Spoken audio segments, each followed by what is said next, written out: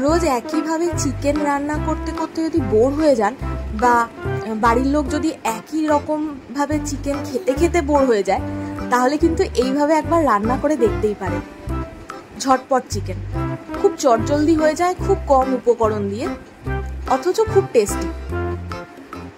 এর জন্য আমি এখানে 500 চিকেন নিয়েছি। কড়াইতে সাদা তেল গরম করেছি 2 টেবিল স্পুন, খুব বেশি না। তেল গরম হয়ে গেলে ওর মধ্যে দিয়ে দিয়েছি কারি পাতা। কারি পাতা আমি ধুয়েই রেখেছিলাম আগে থেকে। আর দিয়েছি সাদা সর্ষে। সর্ষে আর কারি পাতাগুলো যখন চটপট করে ফুটতে থাকবে, যখন ফোটা বন্ধ হয়ে যাবে, তখন তার মধ্যে আমি দিয়ে দিয়েছি একটা গোটা বড় পেঁয়াজ কুচি করে, খুব ভালো করে কুচি করে এর মধ্যে দিয়ে পেঁয়াজটাকে আমি ওই অল্প তেলের মধ্যেই কিন্তু ভাজতে থাকবো। একটু যখন ব্রাউন হয়ে যাবে তখন তার মধ্যে আমি দিয়েছি 1 টেবিল স্পুন আদা বাটা আর 1 টেবিল স্পুন রসুন বাটা। তারপরে আবার ভালো করে কষিয়ে নিয়ে তার মধ্যে আমি 1.5 টিস্পুন মতো ধনে গুঁড়ো দিয়েছি 1 টিস্পুন হলুদ গুঁড়ো। তারপরে আবার মশলাগুলো ভালোভাবে কষাতে থেকেছি।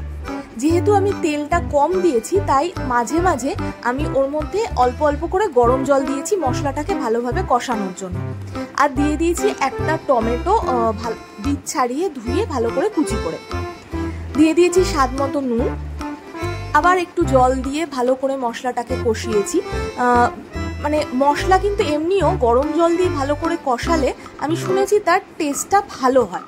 সেই জন্য আমি যখনই মশলা কষাই কোনো রান্নার ক্ষেত্রে, তখন কিন্তু আমি একটু গরম জল দিই। মশলা ভালো করে কষে গেলে যখন তার থেকে একটু তেল ছাড়বে, তখন আমি তার মধ্যে চিকেনের পিসগুলো অ্যাড করে দিয়েছি। চিকেনটা আমি কিন্তু একটু নুন আর পাতিলেবুর রস দিয়ে মাখিয়ে রেখেছিলাম। আপনারা চাইলে এমনিও দিতে পারেন, কোনো অসুবিধা নেই। চিকেনটা দিয়ে একটুখানি কষিয়ে নিয়ে তার মধ্যে আমি অ্যাড করেছি 100 ml মতো কোকোনাট মিল্ক। কোকোনাট মিল্কের প্যাকেটটা আমি দোকান থেকে কিনে এনেছিলাম। আপনারা চাইলে বাড়িতে নারকেল ছাড়িয়ে সেখান থেকে দুধ বের করে ইউজ করতে পারেন। এরপরে শুধু ঢেকে ঢেকে বারবার চিকেনটাকে কষানোর পালা।